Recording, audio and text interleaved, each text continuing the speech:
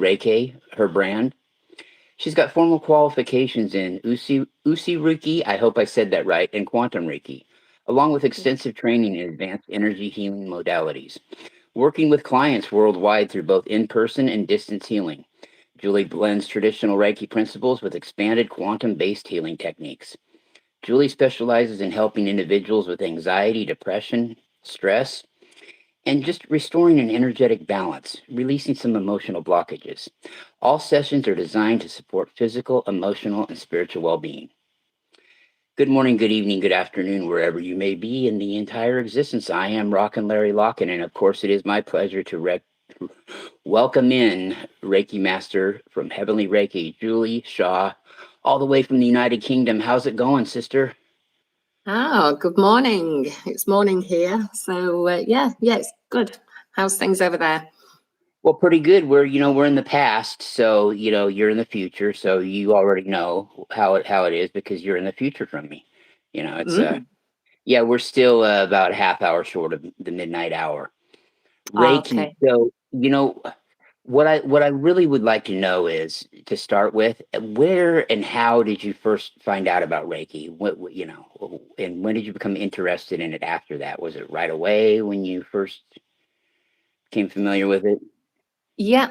So I had neck problems for years. I had a car crash when I was 31, and I had severe pain in my neck, but managed it through varying different treatments, was high on medication for a lot of years. Then I had the nerves burnt away, and that took most of the pain away. And I thought, yay, we're all right now. So then I had sort of a bit of a relapse come 2016. But I know now that it was caused via stress. So at that time, I worked in a school. I was a higher level teaching assistant, but I was teaching classes full time instead of doing what high level teaching assistants supposed to do, where you teach some classes, but you also teach small groups and things like that. So because I was teaching classes full time, obviously that was very stressful in itself, having a class of 30 kids. And I'd also got a grandparent that was, I was the main carer for him. He was in his late 90s. And I also I've got two sons, but one of them was still at home, but he'd got a problem with his heart. So there was an awful lot of stress around. And then I got to the point where I couldn't physically turn my head. So I couldn't turn left or right. I couldn't raise my left arm. And so then very reluctantly, I went off sick because the doctor just basically said, no, you can't carry on working. And I'd never done that. I'd always worked, and always been, even when I had no voice, I used to go in even though I was teaching. So I then started looking for alternative things. And my husband worked with someone that did Reiki, and he said, oh, I can fix that. And bearing in mind, I'd had so much treatment, through the NHS, I tried all sorts. And I was absolutely rock bottom come sort of 2017. So I started having Reiki. And from the very first time he came, I had pain all down both sides of my neck, into my arm, and just one little part of that pain went. And I was like, oh. And I was so excited about just this one bit of pain disappearing. But, I went to bed and I just thought I could be back in the morning. It's just all in my head. And I can remember waking up the next morning and that bit of pain still wasn't there. And I was like waking my husband and I'm like, Lee, it's not there. It's still not there. It's gone. That bit has gone. And being so excited, even though there was still loads more pain there, I was just like, oh, yeah, that little bit's gone. Maybe there is something in this. And so for weeks, John, who was called John Wan, amazing guy, he came to me because at that point I couldn't drive or anything.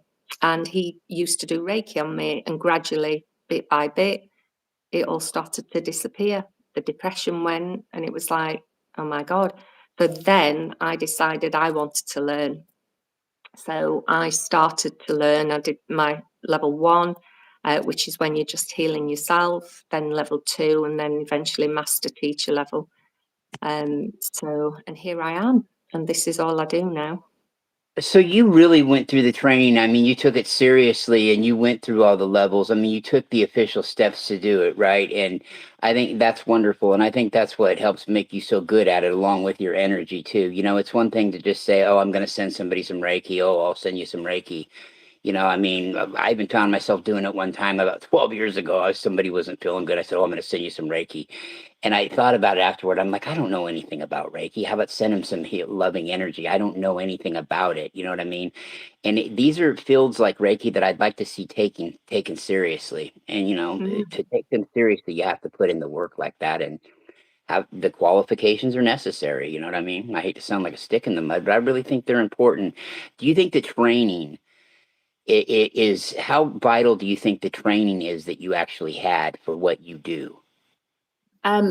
It was very vital, and even though when I even got to Master Teacher level, I still didn't feel as though I knew enough. Hmm. Even though I'd gone through all the qualifications, I understood it, and I just thought there's more there. There's got to be more, and that's when I met David Starr, and I started Hmm. following him on Facebook, and then I joined the Heart Conscious Alliance group. I had no idea what I was doing at that point. It was just to meet like-minded people, because everyone I know doesn't understand what I do.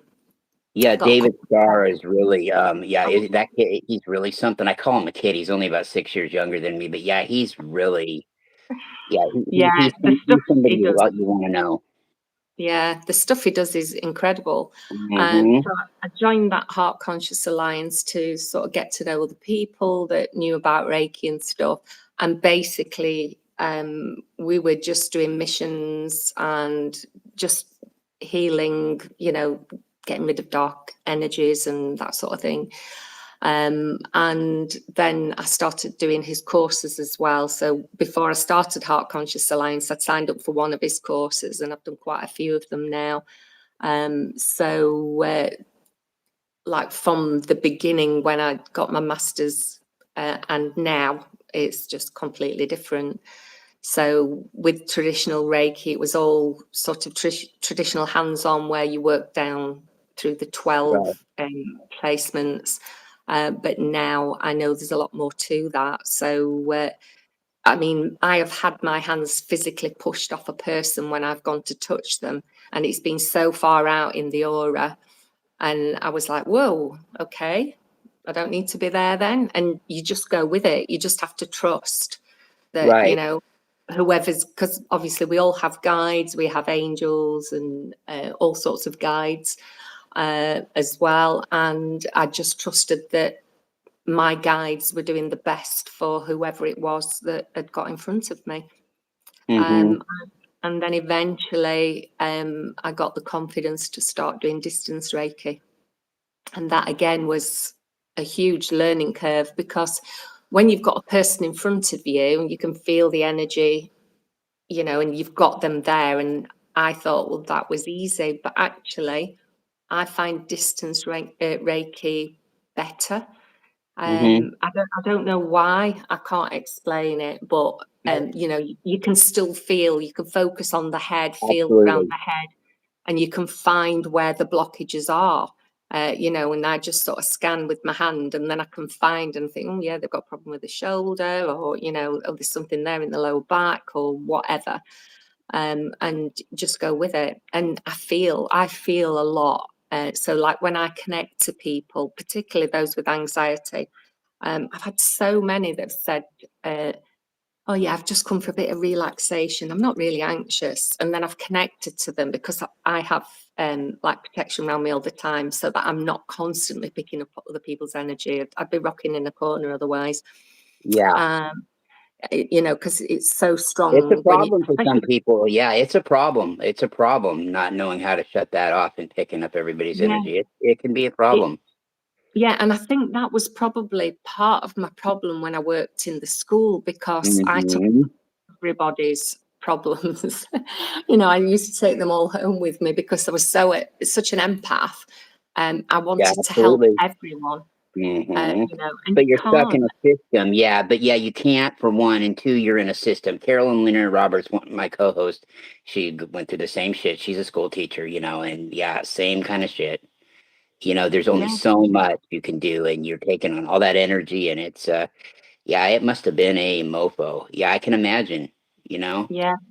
It was horrendous. But like now, I know how to protect my energy and things, right? so I'm okay. So I like when I talk to a client, um, as soon as I open the energies up, I can feel what they feel. So I feel when they're sad, I feel when they're anxious, just down even. And you just pick up on all that. And, I've had people, like I say, that have said, oh, no, I'm fine, I'm fine. And I've felt the anxiety within them and thought, shit, how do they think this is okay?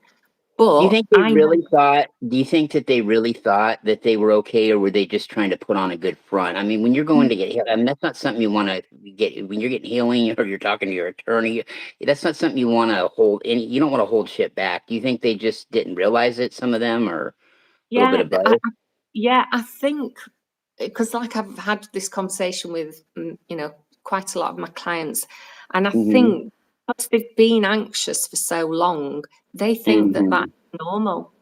So Yep. they think all that, like the palpitations, the heaviness on the chest, all that energy stuck in the chest. Sometimes it just feels like you've got an elephant sat on your chest. I know because I've been Hmm. there. Um, and they just think that that is normal, and it's not. And I think No, one, they get used to living in misery. I know. Yeah, I mean, but yeah. but they, I just think that they think that that is just normal, and they just get on with it. And like when we were kids, you were told just to get on with it. Pull Stop yourself crying. up by the bootstraps. Yeah, Yeah, yeah, I walked 20 absolutely. miles in the snow to go to school. I know, that same kind of mentality. Yeah. Yeah, So we did just get on with stuff. yeah. That's just what you had to do, and we just get used to doing that. Just thinking it's okay. Just pull yourself together, sort yourself out. You're okay, and you just keep Hey, going. yeah, yeah, I And dropped out for a second. Yeah, you just have to keep going. You can't, it's such a lazy way to think to just, oh, that's always how it's been, so that's always how it's going to be. It's like, what you're saying, you got burned out at the school system, right? You're in a system where they're more interested in teaching. Really, they're more interested in the structure, the rigid structure of it, than any kind of meat that is involved with teaching, or yeah. developing young minds or anything like that. They're so, everything from the way the classrooms look with the desks, just everything's just so mundane, and same as it ever was, as the talking heads would say, right? Yeah, and they go through cycles as well, because I know when my son first started, that's how I started working at the school. I started as a volunteer, Hmm. and then I did my level 3 teaching assistant. It was an early years care and education. So I did that and then worked up to higher level teaching assistant. And the plan was to do my full teaching degree. But the longer I worked in the school, the more that I saw how stressful it was. And the more I thought, I don't want all that crap that goes with that. I love teaching. I love the kids. I Right, absolutely but you're in loved a doing what I was system. doing. But I didn't want all that crap. I wanted to be able to, go away and, leave my job when I finished at 4, and that'd be the end of it. But it wasn't. And I think, again, being a people pleaser, I didn't want to let the kids down. I didn't Yeah, want to let the kids down. So, you find yourself doing things at home as well. And eventually I had to stop doing that because it was just making me so ill. But you do it because, like I say, you want the best for everyone, and you want to make sure everybody has the best. But the only person you're not taking care of is you. absolutely. And I think a lot of us starseeds have ran into that through our lives, right? We get in that mode where it's everybody else, and yet they say, well, we're being selfish because of what we think or what we believe, but really, we're taking on everything from everybody else, but we're doing what we really need to do, and we really can't give our full to everybody else unless we're taking care of ourselves too. And that's the biggest thing I probably learned through this, whole process, was that I have to make time for me. So when I did my Reiki training, because you can't just do one thing, can you? You've got to do two. I decided to train to be a Pilates teacher as well. So I set up a Pilates studio. I used to just do it from home, and I did the Reiki. And again, it got to the point a couple of years ago where my hip was so bad that I had to make the decision to close the Pilates.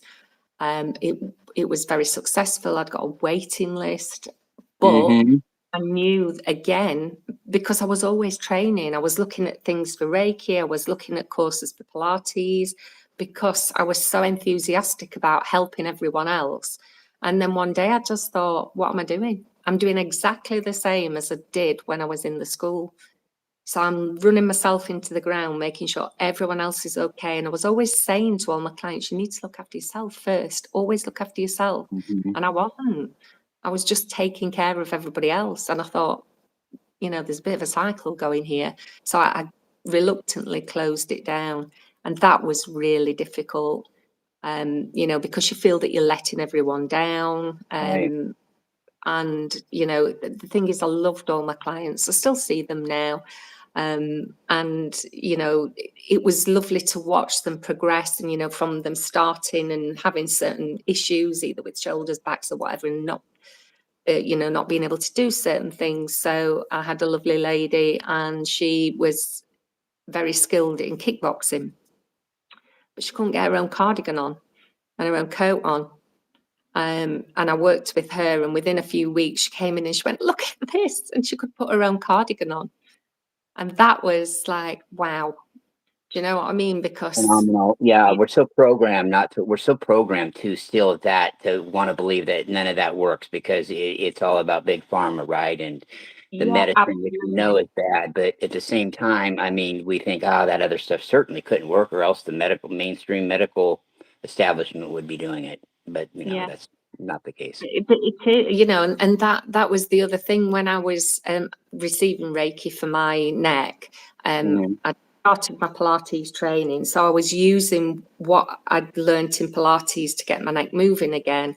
I did something called fascia release. I mean, that is so painful, but that was the final piece of the jigsaw for me. So I signed up. I did a mindfulness course. In fact, I did that. Did I do that twice? I finished up doing that twice because when we went into lockdown, they messaged me because they were obviously trialing it online because everything used to be face to face, didn't it? And then they emailed and said, "Oh, do you want to do it again? I know you've already done it, but would you like to do it again? We're doing it online." And I thought, well, what else have I got to do? I've had to shut my Pilates studio down. I can't do Reiki because we couldn't do anything, could we?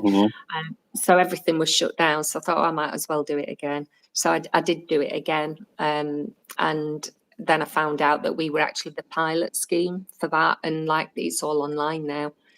So, which is, I suppose, is easier for people because, you can just access it from wherever you are now. Whereas, you've got to like take time off work or whatever to travel Yeah, there, try and absolutely. get parked, Absolutely. all that hassle. So I was a Pilates teacher for a while as well, but the Reiki, I finished up closing down thinking I need to sort this out. And I'd had a fall on my hip just before lockdown. And obviously because of what happened, everything was closed down. So, and then I had a couple of, well, no, more than a couple of physios that just kept saying to me, no, you just need to strengthen it. And they were giving me exercises that I was They don't actually want to doing. replace it. If you don't mind me asking and telling the whole world, is there any talk of them replacing your hip?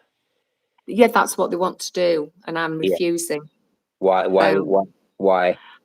because there's something not working in my body. I know that. And Okay. so I've got to find where that is and strengthen those muscles Mm. to get them to work properly. Because how many people do you know have one hip replaced, then they have the other, or they have a knee done, until eventually they've had both hips and both knees replaced. Yeah, a lot, and really they should do. If it's kind of like a damned if you, damned if you don't. If you're going to do one, I look at it this way: you probably ought to have them both done. Okay, because you're going to need the other motherfucking one done too. Yeah, They'll replace both knees at once. And the problem is, it's a great technology, but the doctors, they herd you in like sheep to do it, and they don't do it with love and care. If these procedures were done with love and care and taking into consideration what you said about the strengthening, right? yep, yep. They could be a wonderful thing. I'm not for our brains being chipped or anything like that, but I'm all for our body parts being, our bones being replaced and stuff like that. But we've got to do the other things to strengthen them too, right? And you Yeah, can't, because you're just defeating the purpose if you don't. And most people wouldn't even think to even know what you're talking about, as far as that yeah, goes. no. They Yeah, wouldn't well, even know it. obviously, yeah, but obviously because of all the training I had in anatomy and stuff like that, I knew that something wasn't working somewhere. And I kept saying to the physios, the old physios, I've had some great physios recently, and I kept saying to them, my pelvis is not level. When I lay on the floor to do like the exercises in Pilates, the right side of my pelvis is not on the floor.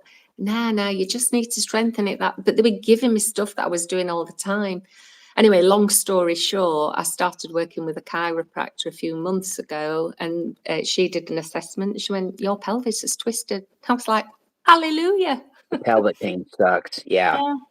So, and then I've had a couple of great physios I've been working with. So the pelvis is now more or less straight. I've just got to keep it there because the muscles aren't maintaining that at the moment. So I'm still strengthening. But obviously, well, it's probably not obvious to other people, but because the pelvis was twisted, some muscles are longer than they should be. So they need strengthening because they're too long Hmm. for what they should be. And then the other side, because they've been taking all the weight, they're so contracted, they're really Yeah. short. So they've got to be stretched and strengthened. So there's a lot of balancing out to be done now, but it'll get there. Do So. people, like you're mentioning the pelvis and the hips? Do people mistake one pain for the other? Could a pain you think is in your hips be really in your pelvis and vice versa? I mean, how closely are they related? Yeah, well, the thing is, some I of the mean, pain that you get if it's in your hip, it can be from the opposite shoulder. It could be from the ankle. right. So, our whole body is connected with what is Yeah. called fascia. And the fascia is, I'm sorry if you're vegetarian, but when you Oh, get I'm a chicken, you have vegetarian. Yeah. that white, really hard, sinewy stuff. That is fascia. And that covers absolutely everything within the body. So it wraps around every muscle fiber, the whole of the muscle, around all our tissues, the ligaments, and it connects the full body. So if we have an injury anywhere, that fascia gets tight, sometimes it gets knots in it, and that can cause pain anywhere else in the body. So, I know when I was having problems with my hip when I first started, I did something on my shoulder and it released something. I was like, okay. And there is so many things in various parts. I know that there's something going on with one of my ankles and I'm working Hmm. on that as well. And you just think, because everything is so intrinsically connected, anything can cause anything. And That's a lot of true. people, Yeah, I realized what a dumb thing that really was that I asked, because it could be. You're absolutely right. But I mean, when I think of the hip and the pelvis being right by each other, and I've had pain down there off and on. And I'm wondering, is it my pelvis? Is it my hip? At times. So that's what I was thinking. But what you're saying is absolutely right. Yeah. yeah, but there's also, it's to do with breathing. I know that sounds crazy, but a lot of back pain is caused by not breathing correctly. So when we breathe, we're supposed to breathe into our diaphragm. So we should feel the belly rise when we breathe in. And then when we breathe out, we should feel the belly lower down. But that doesn't happen. Every single client I have had has not been able to breathe correctly. Really? Huh. Yeah. Because when we get so stressed out and so anxious, we just breathe into the top part of the lungs. So the top part of the lungs, if you imagine the Mhm. like teardrop shaped. So the top part of the lung is the top of the teardrop. And that is the smallest part of our lungs. And we just breathe into that part. Now, when we breathe into that part, that tells our nervous system that we are in danger. So by staying breathing up there, we are constantly signaling to our body that we're not safe and we are in a dangerous situation. So we will constantly be getting flooded with cortisol, adrenaline, all these things that, you know, cause other things in the body like inflammation, you know, and all these toxins that you don't need. And even by just focusing on the breath and doing correct diaphragmatic breathing, we can change so much within our body. We'll immediately get out of fight, flight, freeze, and start telling our body that we are safe. And once the body starts to feel safe, then it can start to recover and it can start to heal itself. But while ever you are just breathing up into that small part of your lungs, you are telling your body the opposite of everything else that you're doing.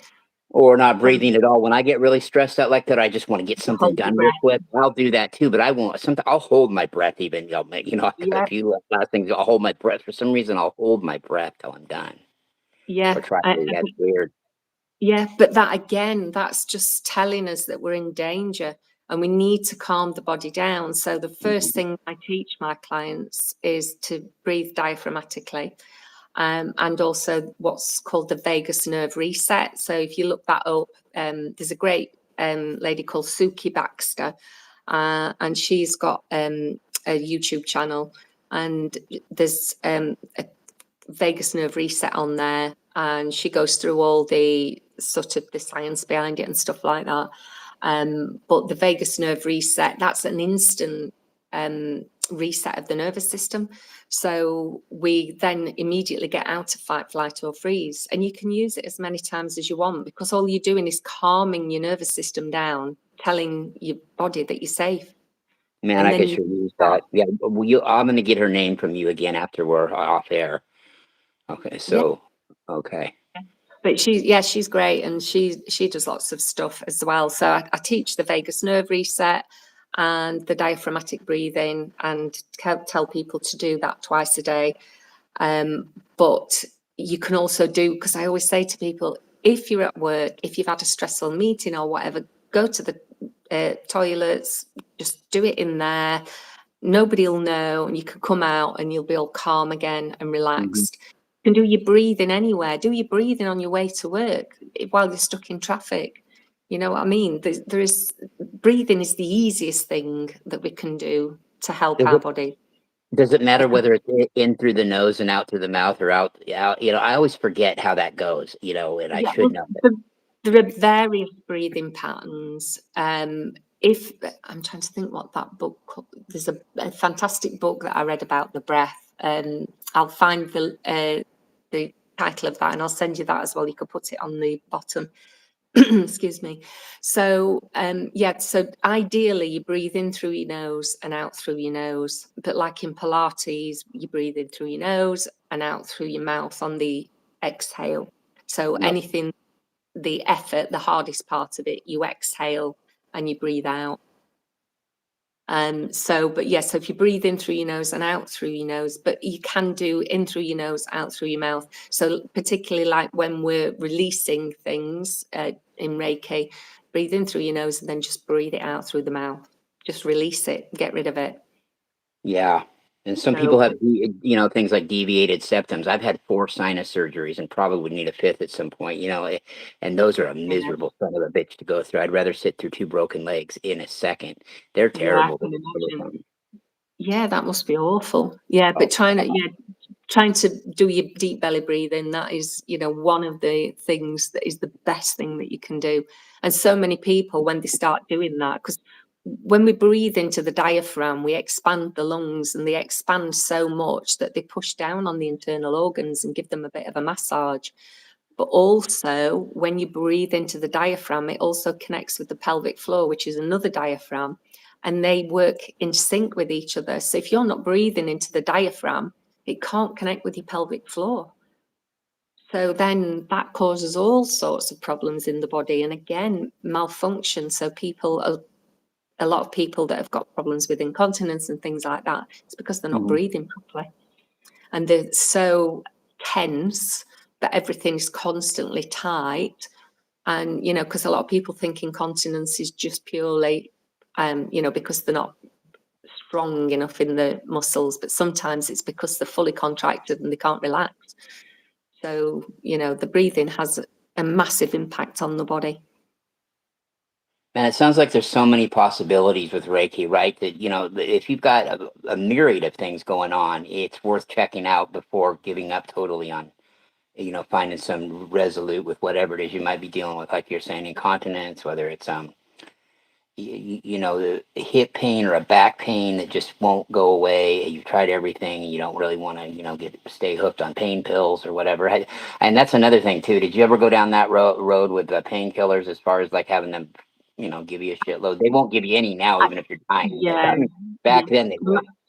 Yeah, well, I did when I first had my car accident, and then when I had my neck issue again, the first thing they wanted to do was put me on medication. So they put me on something called gabapentin. That is the worst thing I've ever had in my life. That's the one thing I am on, is I'm on gabapentin, and I've had you're not the only one. There's been a few others that tell me how bad it is, but it really, I don't know, Julie, it helps with my nerve flare-ups a lot. Like if I don't have it, I feel like I got pins and needles and shit going on in my body. I don't feel I get that. Yeah, I get that and I understand that. But for me, I only took the one tablet and it completely knocked me out. Really, I'm on like 4,000 milligrams of it a day, and I could probably take 8. Oh, well, I was on the lowest dose to start me off, and then I got to go back the week after to up the dose. But I had one and it knocked me out. And when I woke up, I couldn't see. Lucky you. Yeah. So I woke up and I sat up and I looked out of the window and there's a house opposite. And I knew obviously it was a house because of past recollection, whatever, but I couldn't see any of the detail. I couldn't see the bricks. Really? God, It girl. was just absolutely, and I just laid back down, just went back to sleep because I just thought I've had that effect it. on it too. Like after I've taken 3 times what I should have taken a whole day in one setting. You know what I mean? Before, like, we go and shit just to do it.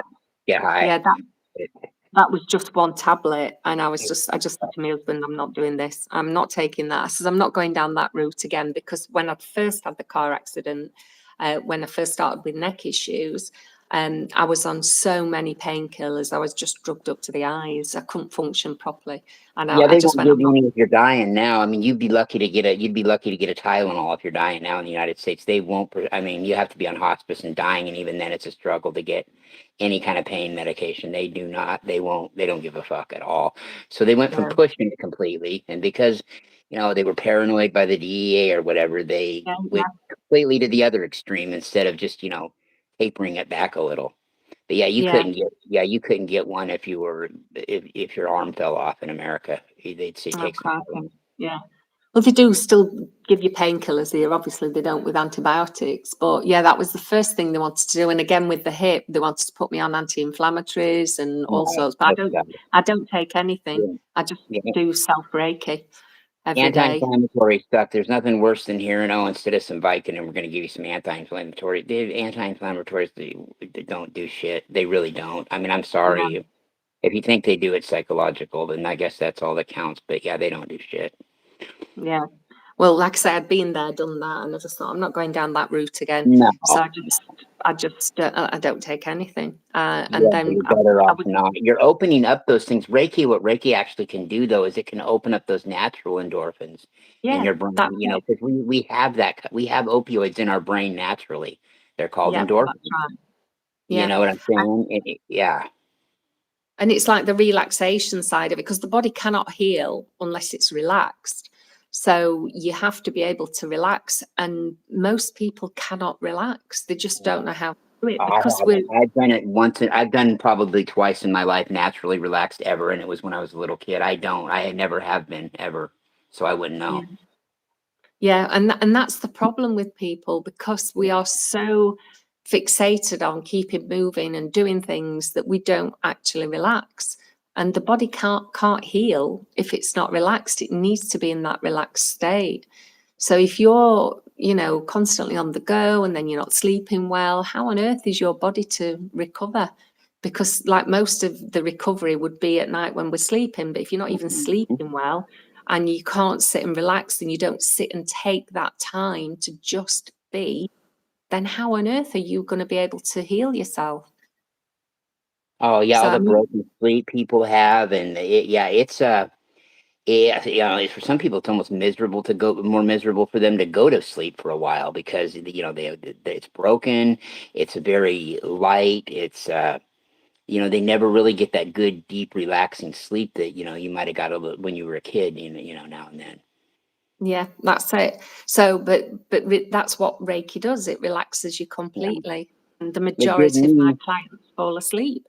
I know when you we had our session and you're like, oh well, I'll check back with you after a while, and if you're still awake, and I'm like, shit, I ain't going to sleep. I'm not going. Yeah, I went right to sleep. It put me right out, and nothing does that. I mean, I got off done talking to you, and I was, well, I'm going to be up for a long time, and I wasn't. It was like a minute. It really is relaxing with somebody like you doing it. That's why I tell people that if you were ever going to think about having it done once, somebody like Julie would be the person to use. If you're going to really try it, why not really try it? Not just read about it or have somebody tell you that they could do it. Unless you trust them, and know them real well and all that. But I mean, yeah, trust me, if something went wrong with Julie, it'd be because you you weren't forthcoming with her on something or whatever. It's wonderful. Yeah. Thank you. Yeah, Oh, it is. absolutely. And like I do it on myself. I did a session on myself yesterday, and I think I started at 9:30, and I not got my first client till lunchtime, and then I woke up at 11. I was like, I need to get a move on. So yeah, it's powerful stuff. I love Reiki. It's just the best thing I've ever done. And it's when you see your clients, because most of my clients have got anxiety or depression, Hmm. struggling with stress, etc. They come with other things, and often they don't tell you when they've got pain either. Um, and they just say, Hmm. yeah, I'm really anxious or whatever. And then you see them going from the state where, they're having constant panic attacks. Everything is an anxiety to them. Just getting in the car to go to work it makes them anxious. And, But everything's oh, fine, right? Right. Yeah. Yeah. Really. So it's kind of a little bit of denial, but it's like you said earlier, they've been used to living with it so much, right? They yeah, probably think they've normalized it. yeah, that's it. And I mean, quite a few of my clients have come when they've been so rock bottom that they couldn't function basically, and they were just crying all the time, and they just bodies were just shutting down. But that's because we ignore the signals. Our body starts telling us, you need to slow down. You need to, look at your life and things, and we just don't. No. And we just keep plodding on, keep pushing, Yeah. and then eventually, like with me, my body was like, "You need to stop. You need to stop. If you're not going to stop, we're going to do it for you." And I, I, Yeah.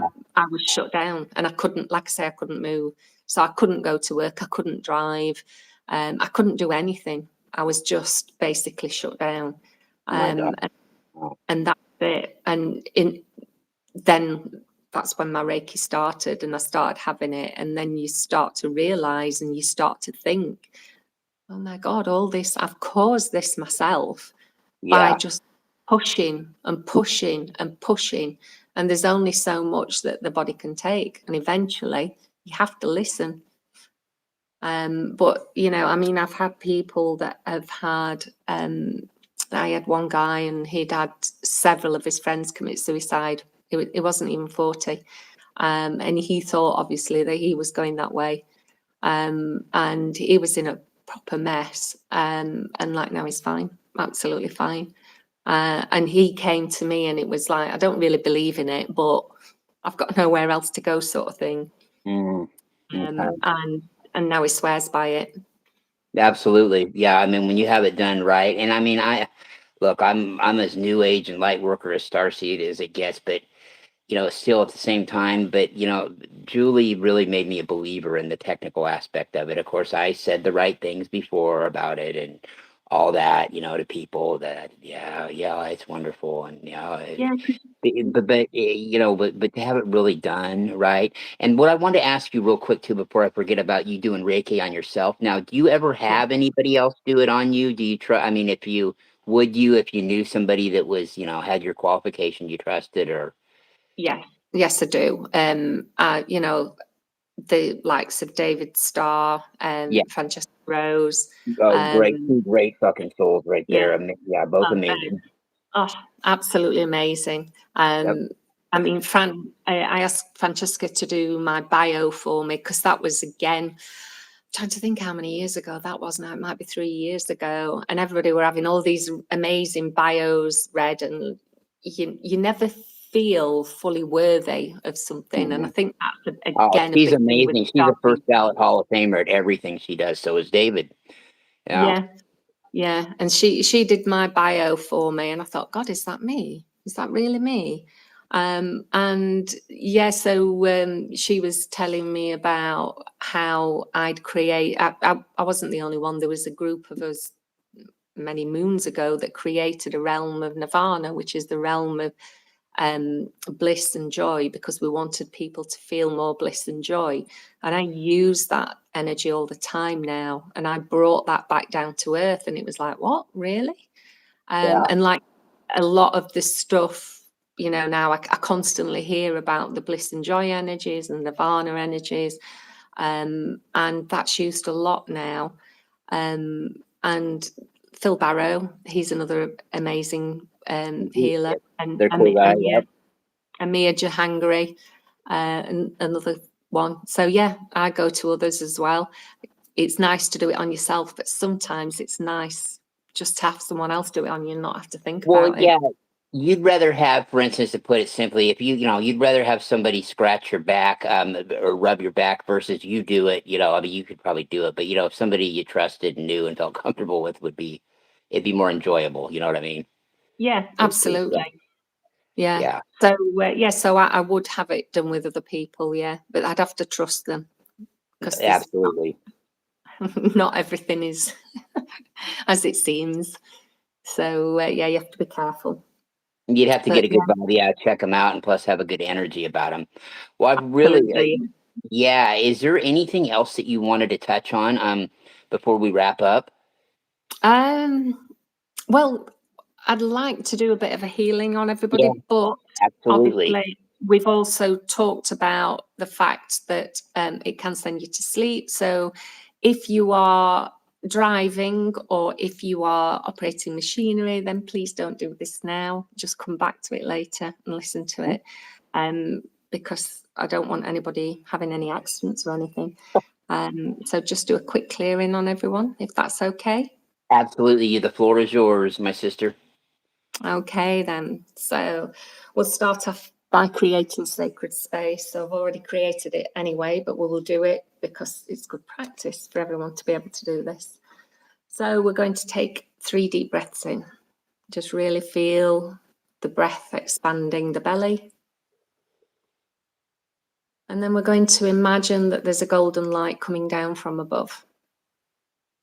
We're going to breathe that in through the crown and send it all the way down through the body, all the way down through the legs, all the way down till it reaches Mother Earth. So we're going to the center of the earth with this golden light. Just keep breathing it in and sending it all the way down to connect with Mother Earth. And from there, we're going to bring the rainbow colored light of Mother Earth up into the body. So now drawing through our roots, we're going to draw that rainbow light up, coming all the way back up through the rocks, up through the clay and the soil, up into our feet.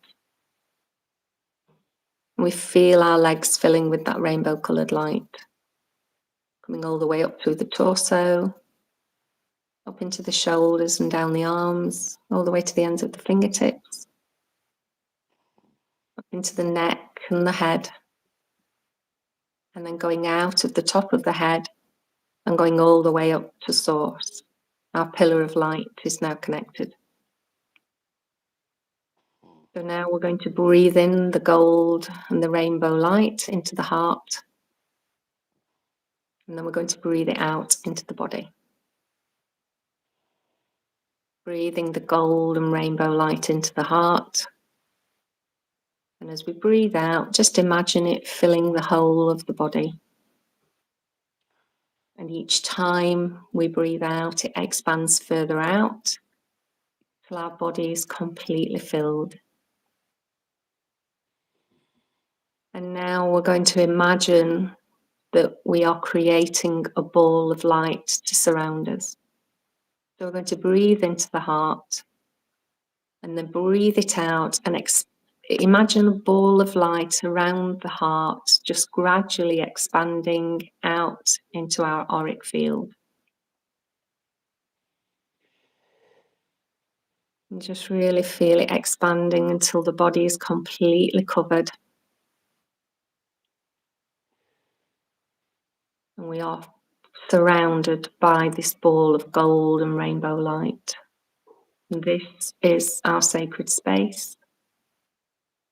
And only the highest vibrations of love are allowed in this sacred space. I'm now going to place pillars of light all around the room that you are in, going all the way down from source, all the way down to Gaia and underneath the room. And again, only the highest vibrations of love may enter this space. So we're going to start at the head. And we're just going to imagine that there is a light coming down and it's going to wash away all darkness and all density. So this white light is going to come down and it's going to come down over the head. Just gradually coming down further still, clearing anything that is not love. All the way down past the neck, past the shoulders and the arms, down past the chest, the upper back, all the way down till it reaches the hips, down past the hips, all the way down the legs, right to the knees, and further still down the shins, the calves, all the way down to the feet. And just feel that white light flowing down through the body. Just washing away all negative energy. Now we're going to fill with the nirvana energy, the energy of bliss and joy. Feel it coming down through the head. Going all the way down, filling the head. All the way down into the neck. And just feel that bliss and joy lifting you. Just feel the love as it comes further still, all the way down the shoulders, down into the arms, all the way down the chest, completely filling the body now. All the torso is filled, and then moving down the legs, all the way down to the feet. Just feel it flowing through you, expanding, clearing. I'm just going to do some work quietly. So I'm just calling in certain energies to help. So just focus on that energy now and just keep feeling the bliss and joy running through you as I do a clearing. So just relax, just keep focusing on the breath.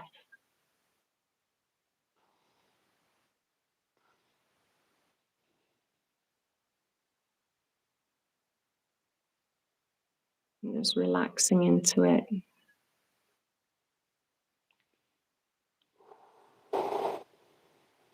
Just sending in energies to help to remove certain things.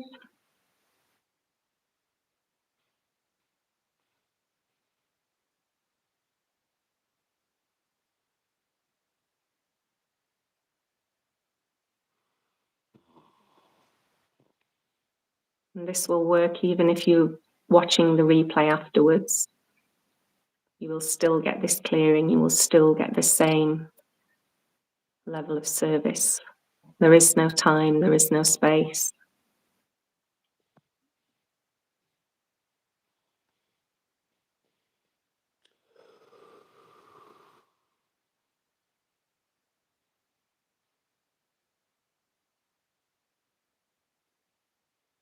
Just feeling any anxiety lifting. I'll just send in another quick energy.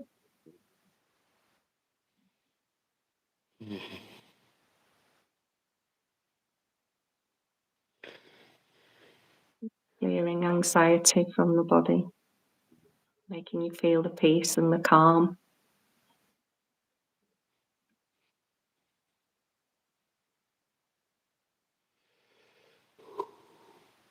Focus on that feeling of peace and calm.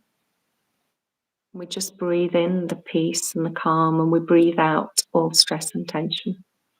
Just release anything that no longer serves.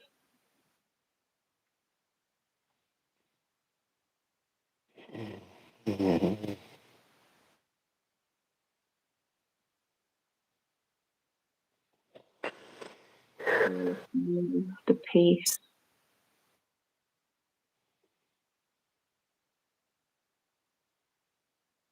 Now we're just going to give thanks and gratitude for the energy. So just thanking all the beings that just assisted. Thanking Mother and Father God. Thanking Gaia for her help. Thank you to all the angels and guides that surrounded and protected us just during this healing. Thank you to the Emerald Order. Thank you to Nirvana. And to all others that assisted with this healing. I'm just going to disconnect the energy now. So sending your energy back to you, returning mine to me.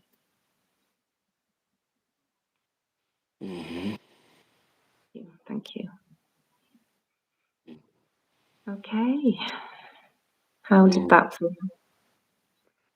Yeah. Well, if you would have went on much longer, I would have been out, and I would have had all these platforms on while I'm sitting there, probably snoring. It That's was why I didn't stay wonderful. on very long, sorry. It was what? No, it was really wonderful. Really, yeah. You mentioned that it'll work in the future. My mind was already working like, wow, I want to tape the part of or make sure I get that part out of here where Julie was doing that, so I could we could just promote that to use that. You know what I mean? I was thinking Yeah. the whole time that God, I hope she puts this on audio. I hope she puts this on audio. But I wasn't thinking it already is. Well, there Yeah. you go. You've got it now, so you can use it whenever Yeah. you want. Like I say, it was only a quick one, but just a little taster, just a quick Really, how clearing to help long do everyone. you go? I mean, have you gone? I mean, have you really went like, I mean, twice, three times that long with one? Oh yeah. I mean, a normal session with me is about 45 minutes, but sometimes depending on how bad things are, it can go, for an hour and 15 minutes. Yeah. But because I can't see, I feel, so I know there's something going on and I have to wait for that energy to subside. Yeah. So I just keep going while ever that energy is flowing in wherever I am on the body. I just keep focusing and I just wait for it to subside. When that energy is subsided, I know then that part of the healing is done and then I can move on. But sometimes, yeah, because like I say, I don't know what's in there. I You can't just put trust an earth my guide. structure time. Yeah. You can't structure it like a school system, right? You've got to go No, with when that clears. Yeah. yeah, just go with the flow. Yeah. The thing is that you always bring your guides in, your higher self, and I work with your higher self. So they decide what you need, not me. And my teams, I just call my teams in, my teams come in and they do the healing. And I just trust that, you know, whatever's done is for the highest good of all. Mm-hmm. So, yeah. Absolutely. Absolutely. Wow. Yeah, that was wonderful. I don't really know what to say. I'm a whole new mindset right now. A bit Yeah. of clarity, that's what we like. Yeah. Yeah, it's. I was trying to think back when you said the session, how long it was, and man, I didn't pass out till after it was over. I really don't remember. It was great because it worked, but I don't really remember a lot of the. It's kind of like when I'm channeling. I don't. I think I'm conscious, but I'm really not as conscious as I think I was. You know, because there's a lot of stuff I don't remember even having. And what I did on you, because I started looking at other modalities and things, and I was going to do like the emotion code. I was going to do the training for that, but I kept asking my guides whether I could do it all with the like Reiki energy, or whether I needed to do a separate qualification, and they were like, no, you could do it all, you could do it all. And then through working with David, Mm-hmm. there were techniques that I learned in that, and I thought, I wonder if I can use that and do the emotion code stuff. And that's what I started doing. So I don't use the emotion code, but I use what I learned in that. And so from you, when I did yours, I removed all your heart walls. So the Yeah. heart walls are like pockets of trapped emotions that can be from this lifetime, past lifetimes, from ancestors even. Yeah. And they create problems within our body because they're in our DNA. And by healing all those past traumas, that releases things from your body and starts to make you feel better. And then, you know, it's the same with subconsciouses. We can have more than one subconscious. Mm-hmm. While we've got loads of subconsciouses, we have all these little voices in our head that are telling us to, you know, be aware of, you know, do you remember when this happened? Do you remember when that happened? And the Yeah. subconscious is there to keep us safe. But when we've got more than one, I mean, for Yeah. instance, I had 27. And when you have that many, you've got so many things firing off at you constantly. You can't think Yeah. straight. You can't make a decision because there's Right. too much going off in the head. So again, by healing those subconsciouses and then moving them into the number one, we can then start to feel better and have more clarity and not have all that overwhelm, because you've now just got the one subconscious protecting you instead of 27. With them bickering how they're going to protect you, you know. Oh, yeah, Yeah, right. yeah, because Yeah, that's yeah, what it is. They're there to keep us safe. That's what it's for. But you know, yeah. when they think that when our subconscious thinks that we can't cope, it will just put a few in one side, and you'll get a separate subconscious. And some of them are so deep; they are hidden. The emotions are hidden. They're really hidden deep. Mhm. But it's about finding those. And again, your body will only release them and let me heal them if it's safe for you to do so. If at that time it's not safe to release one of them, then it won't do it because it's keeping you safe. Okay. And then you have to just back Um, away till another time, yeah, right? yeah. So then I'd just come back to it. I'd do more healings, and then I'd just keep checking. Can I release this one now? Can I release this one now? Until it Mhm. says yes. And when your higher self says yes, that's okay because the other healing has been done, then I can remove that one.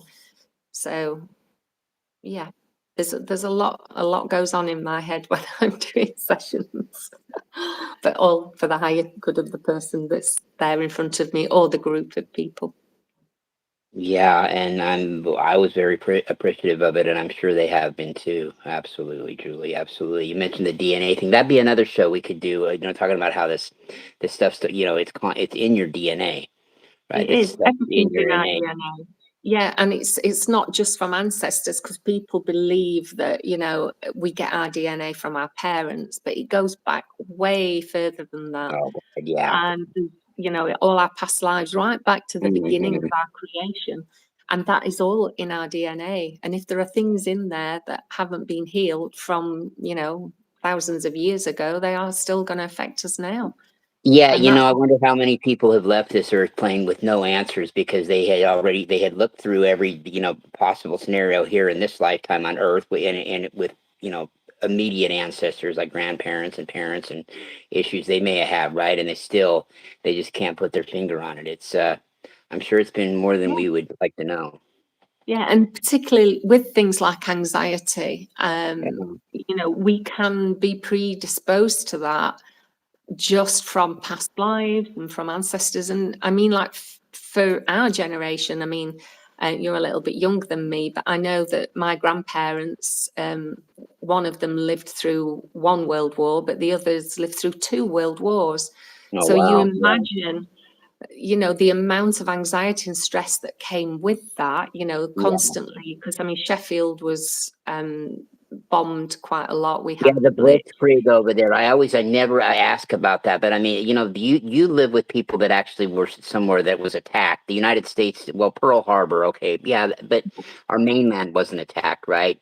I mean, Yeah, the blitzkrieg went down over in England. Yeah, both my grandfathers were in World War II. Yeah, but in yeah, World War One, I had a great uncle that was, right. But yeah, it's so England was, has been attacked in the last century, you know what I mean, on the yeah, mainland. that's it.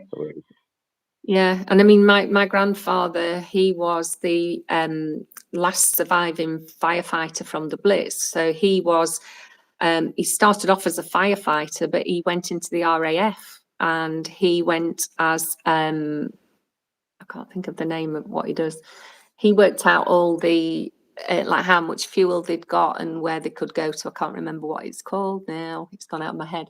But yeah, so he saw both sides of it. He saw all the bombings and things in Sheffield, and he was, putting out the fires after the Blitz. But then he went into the RAF and he was in the bombers.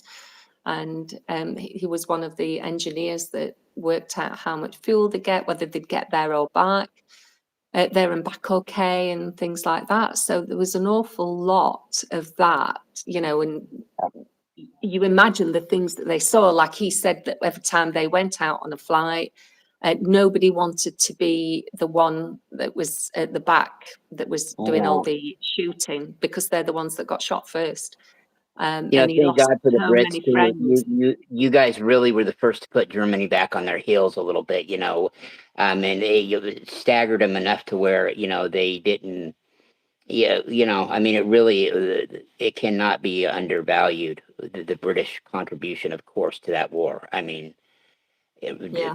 stopping That that at the end, panic. The yeah, other countries should have. They had the power. The other countries had the power too if they would have the balls. They should have just, I know. there was Well, enough of yeah. them So that, that's the yeah, same all over, isn't it? But yeah, the thing is, they had that, so that is in their DNA, and they never knew from one day to the next whether they were going to be, bombed. They nope. didn't feel safe at all. There was food rationing. There's so much of that, and that's all stuck in our DNA, as well as all the other crap that we go through, all the other traumas. I mean, I know for myself, as well as having my problems with my neck and things, I've got 2 boys, and Yeah. my eldest, he almost died at 16. He was in a horrendous car crash with his dad, and he almost died. And then my youngest, when he was 14, he had was it an abscess in his stomach caused by bacteria, and he almost bled to death. And then when he was 16, he started with a heart problem. I mean, he's fine now. He had an operation, but when he had that, we were on holiday and he wasn't feeling well. He'd had palpitations, but ignored it. He was a teenager, he were all right. He was out with his mates. And then he got up the next morning, told me that he'd still got palpitations. And I went Hmm. mad because it had been going on for more than 24 hours. I said, I'll take you to walk-in centre, which is like just a bit like a GP surgery, but you can go anytime. You don't have to make an We appointment. have You them just here. walk Yeah. in. Yeah, More and more, they're becoming more common. Yeah. So I just said, I'll take you there and just get you checked out, thinking it'll be nothing. And then on the way to the walk-in centre, he just said, "Oh God, I've got pain in my chest, Mum." So I just went immediately to the hospital, took him to the hospital, and it was just like a blur. They just rushed us straight through to resus, started giving him these injections to try and get his heart palpitations down, and nothing worked. So they said, "Oh, we'll take him to theatre. We need to stop his heart and restart it again, get it back into rhythm." It's okay, it's fine, it can only take 5 minutes. So at that point, I rang my husband, because up until that point, I've not had time to do anything, got him to come to me. And they shocked him 5 times and it made no difference at all. And so we were stood outside this room waiting to find out, what was going to happen. And I just went, "Well, what happens now then? If that's not worked, everything you've tried has not worked, what happens?" He just said, "Oh, his heart will tire and just stop." And I was like, "What?" And that's when I fell apart. And yes, so, all those sort of things, where you have to keep going and, you've got to put a brave face on for them, because you don't want them to see that you're worried, because that doesn't help them. Fortunately, we were waiting to be transferred to a specialist care unit, and it just came down on its own. Don't know why. And then he was just constantly in and out of hospital until he had an operation. It might not have been last year, it might have been the year before, actually. Yeah, it was the year before, and he's okay now. But yeah, that was quite a traumatic period, shall I say.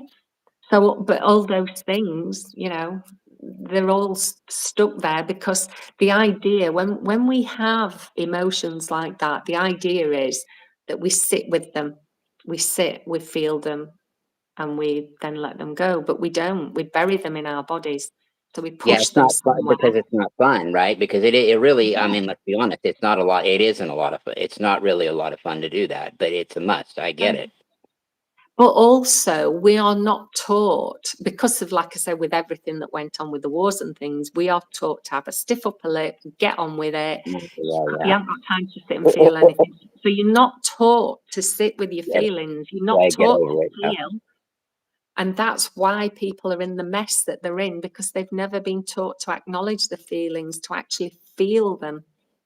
And that is the issue. So all these negative emotions that people don't want to feel, they don't want to address or accept, are No, stuck and they in their feel body. scared to tell anybody. I was Yeah, joking the other day. absolutely. Yeah, but I was joking the other day. Our football coach in junior high for 2 years, he would tell us if he thought we were having a bad day or something. Right on cue, he'd say, You think you're having a bad day? I'm having a bad goddamn life. Get over it." And that's what he would tell. I mean, I heard him say it. If Yeah, I heard him say it once, I heard him say it, 200 or 300 times in 2 years. yeah, Yeah, yeah, because that's what we're taught from a very yeah, young age. We're taught, "Oh, just get on with it. What's the matter with you? yeah, Pull your socks up, get on with it. You're fine. Stop crying. What are you crying for? If you don't yeah. stop crying, I'll give you something to cry for." Oh, People, yeah, what on yeah, yeah, earth? yeah. Right. Or I quit your mean, fucking cussing. Yeah, yeah. yeah, I mean, what is that about? Yeah. Oh, God. So we're just not taught to feel.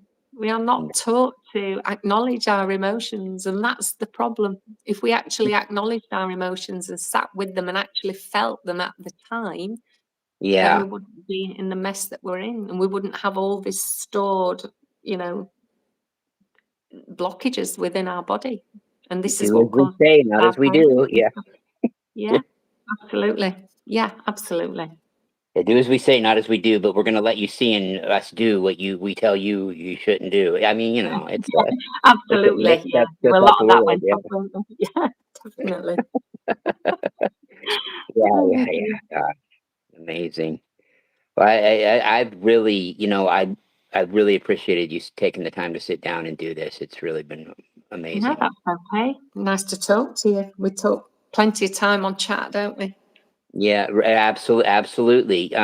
Would you like to let the fine folks out there in the internet world know where they can find you in the wonderful world of social media? Where can they find Julie Shaw and Heavenly Reiki and the wonderful world that is social media that I'm never on, by the way? Yeah, no, because you never do anything like that. You've not pushed me into doing anything at all. So Yeah. I'm on Facebook, Julie Shaw Heavenly Reiki. I'm on Instagram, TikTok, Lemonade, Mhm. and Threads. Okay. All right. Cool. That's plenty. And yeah, everyone you could probably think of, I'm on. So I won't go into. I won't bother. I won't. You know where to find me if it's a social media platform. There's probably an orb with my name on it waiting there. But Absolutely. Yeah, I love your sites. I love looking at all the different orbs. That's how we met, actually, isn't it? When I sent you Yeah, some it is. I photos. was thinking about that the other day. I was like, okay, yeah, you messaged me there, and I'm like, yeah, but it's happened with so many people that then I forget. Like, but that's kind of how it went down. And I think we were talking about. Were you in the military over there a little bit? No, That was somebody else. Okay, I was that talking was to, right? Yeah, it someone was else. another Yeah, no, lady I've from never the. been in the military. No. No, no, you weren't. Yeah, okay, right. I know. Yeah, okay, all right. Wow, boy, I remember.